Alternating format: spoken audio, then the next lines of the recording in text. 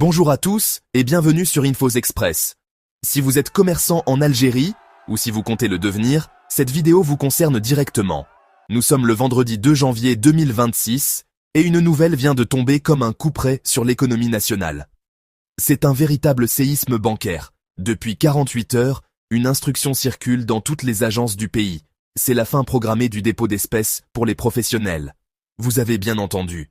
D'ici 30 jours, déposer votre recette journalière en cash à la banque pourrait devenir impossible. Est-ce une modernisation nécessaire ou une catastrophe économique annoncée? Aujourd'hui, on décrypte ensemble cet ultimatum qui risque de paralyser le commerce en ce début d'année. Tout s'est joué lors d'une réunion de dernière minute, le 30 décembre 2025. Alors que tout le monde préparait le réveillon, les autorités financières et les banques ont scellé le sort du cash. La directive est sans appel. Les commerçants ont un mois, ce mois de janvier, pour trouver des alternatives aux dépôts liquides. Les banques ont reçu l'ordre strict de diminuer l'acceptation des espèces dès maintenant. Et attention, dès le mois de février, c'est la tolérance zéro. Sauf cas exceptionnels, le guichetier vous dira non.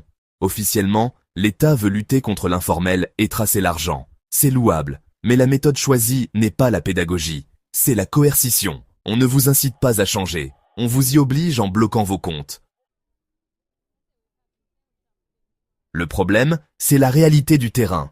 En Algérie, le cash est roi. Il représente encore environ 95% des transactions commerciales. Votre épicier, votre grossiste, votre mécanicien, tout le monde fonctionne au liquide. L'administration demande donc aux commerçants d'arrêter de déposer du cash, alors que leurs clients, les citoyens, les paient presque uniquement en billets. C'est une équation impossible. Imaginez la scène, vous vendez pour 100 millions de centimes de marchandises. Vos clients vous paient en liquide. Vous allez à la banque pour déposer cet argent et payer votre fournisseur par chèque, comme la loi l'exige. Et là, la banque refuse votre argent. Que faites-vous? Vous êtes coincé. C'est une méconnaissance flagrante des habitudes de consommation des Algériens. Pour qu'une telle réforme fonctionne, il faut des banques. Beaucoup de banques. Or, l'Algérie souffre d'un manque criant d'infrastructures.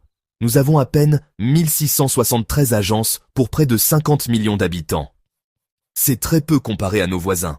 Les standards internationaux recommandent une agence pour 5000 à 7000 habitants. Nous en sommes très loin. Déposer de l'argent est déjà un parcours du combattant. Bureaucratie, panne système, manque de personnel. Si en plus, on ajoute des interdictions, le système risque simplement de se bloquer. N'oublions pas non plus que plus de la moitié de la population ne possède même pas de compte bancaire actif. Demander aux commerçants de se digitaliser en 30 jours, c'est leur demander de ne plus vendre à la majorité des Algériens.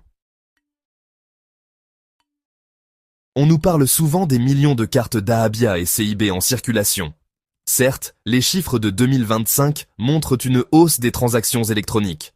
Mais soyons honnêtes, à quoi servent ces cartes aujourd'hui? Dans l'immense majorité des cas, elles servent à retirer du cash au distributeur.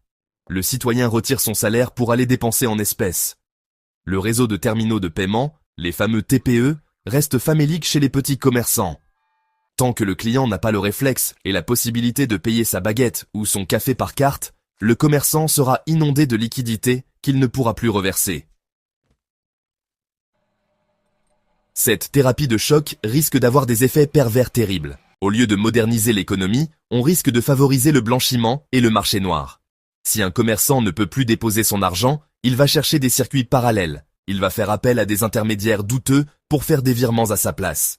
Ou pire, il va sortir totalement du système bancaire, stocker son argent dans des coffres privés ou acheter de l'or et de l'immobilier informel. L'argent, au lieu de servir à l'économie via les banques, va disparaître des radars. C'est exactement l'inverse de l'effet recherché. Abonnez-vous à notre chaîne. Cliquez sur la cloche pour rester au courant de l'actualité algérienne.